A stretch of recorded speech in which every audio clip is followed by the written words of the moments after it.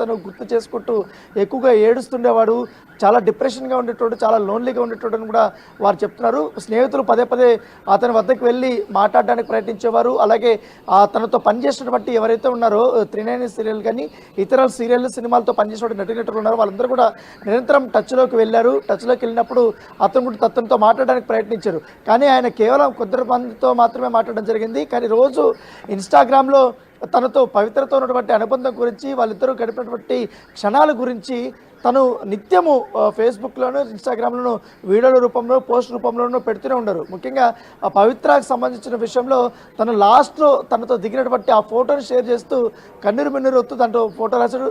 నాన్న నీతో దిగినటువంటి last photo ఇదే అంటూ కూడా తను పోస్ట్ పెట్టాడు. ఆ పోస్ట్ చూసిన తర్వాత నటీనటులందరూ కింద కామెంట్ సెక్షన్స్లో వారు కూడా చాలా బాధపడుతూ వాళ్ళు కామెంట్స్ చేసినటువంటి నేపథ్యం కాబట్టి ప్రస్తుతం చందుకు సంబంధించినటువంటి డెడ్ బాడీ ఇక్కడే ఉస్మానియా మార్చురీలో ఉంది. మరోపక్క చందుకు సంబంధించినటువంటి ఎవరైతే భార్య ఉందో శిల్ప, తను కూడా మాట్లాడింది, శ్రావణి కూడా మాట్లాడింది, వాళ్ళ చెల్లెలు. తర్వాత చందుకు సంబంధించినటువంటి రిలేషన్ ఎలా స్టార్ట్ అయిందని కూడా తను పంచుకున్నటువంటి నేపథ్యం కాబట్టి చందుతో దాదాపు 4 ఏళ్ల క్రితం నుంచి దూరంగా ఉన్నామనేసి కూడా ఆమె చెప్పింది. చందు సూసైడ్ చేసుకుంటాడనేసి నేను అస్సలు అనుకోలేదు. మా ఇద్దరిది ప్రేమ వివాహం, కానీ నేను చాలా బాగుండేవాళ్ళం మేము. ఎప్పుడైతే పవిత్ర ఎంటర్ అయిందో అప్పటి నుంచి కూడా మా మధ్య గ్యాప్ స్టార్ట్ అయిందంటూ కూడా ఆమె తను రోధిస్తూ మాట్లాడింది. దాంతోపాటు మేము దూరంగా ఉన్నప్పటికీ పిల్లలతో అతను ఎప్పుడు కూడా టచ్లో ఉండేవాడు అంటూ కూడా చెప్తున్నాడు. దాంతో చందు మారుతాడనేసి కూడా మేము భావించాం, కానీ అలా జరగలేదు. స్కూల్ డేస్ వయసు నుంచినే మేము ప్రేమించుకున్నాం. నా వెంబడ దాదాపు 3 సంవత్సరాల పాటు పట్టాడు.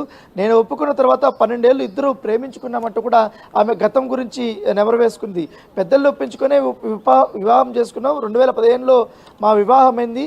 నిన్న ఉదయం కాల్ చేసి కూడా మాట్లాడాను, ఇంటికి వచ్చేయాలని కూడా కోరాను. కానీ అంతలోనే తను ఇలా సూసైడ్ చేసుకుంటాడనేసి కూడా మేము భావించలేదంటూ కూడా తను కన్నీరు మిన్నీరుగా ఏడుస్తూ తను చెప్పినటువంటి నేపథ్యం అయితే కనపడుతుంది. మరోపక్క పవిత్ర జయరామ్కి సంబంధించినట్టు తను చనిపోయిన తర్వాత ఆ రోజు ఏదైతే బెంగళూరు నుంచి మహబూబ్ నగర్కి వారు వస్తున్నప్పుడు యాక్సిడెంట్ అయినప్పుడు చందుకు బాగా గాయాలై, ముఖ్యంగా చెయ్యికి హ్యాండ్కి ఫ్రాక్చర్ అయింది. తర్వాత